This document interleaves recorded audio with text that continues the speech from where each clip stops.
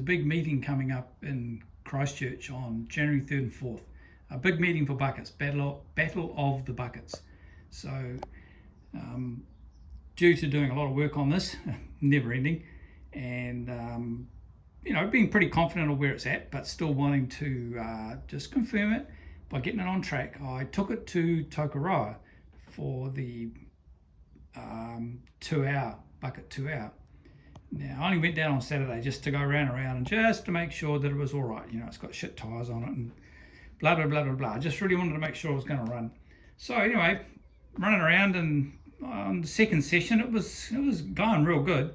No problem there, getting it on boost and, you know, pulling up the hill towards the pit entrance from 10,000 to on the rev limiter in second before the top of the hill. I was reasonably impressed with it, but I'm easily impressed. Anyway, circulating around, I could hear a little bit of a rattle starting, like a chain rattling on something, or a sprocket coming loose, something like that.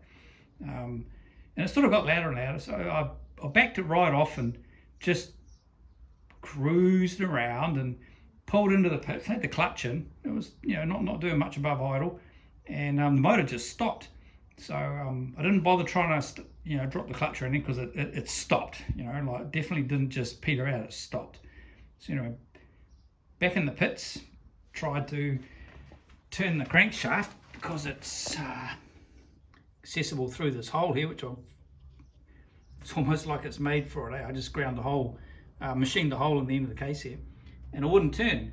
And then I tried a little bit harder, and it would turn, but it was really crunchy. And I was like, okay, no sweat.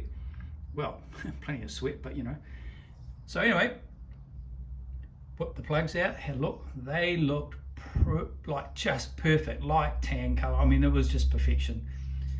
And then I thought, oh well, I'll have a look and just see how bad this crankshaft is, you know, like how hard it is to turn.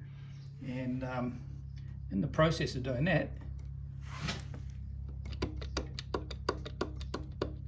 I discovered that this is loose.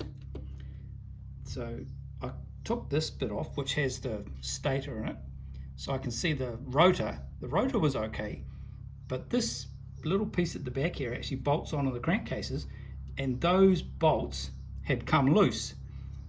Now, I haven't had this off for at least a couple of dyno sessions, and even track time. I mean, you put it together, all the adjustment is done with the ECU. God knows why it chose this time to come loose, but thank goodness I went to Tokoroa and tested it, because now I can take this off, take the rotor off, do all the bolts up, see if there's a problem, put it all back together, and I'll just do a quick check, see if I can score a few runs on the dyno, and just to make sure it's all good. But yeah, I shall pull it apart and just check to see what's going on there. I know the bolts are loose, but that's about it. And here it is. 3 bolts that have all come loose. Goodness knows why. And we'll be contacting the back of the rotor.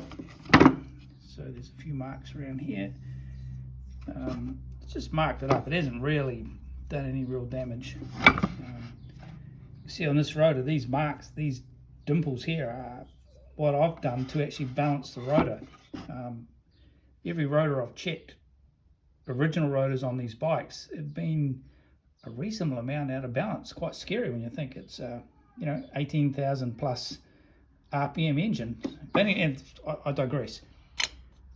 Gonna have a look at these bolts, make sure the threads are okay. The heads are a little bit munted, but I reckon they'll probably still be okay. So anyway, I shall give it a go and see what happens. Alright, I decided to replace those bolts.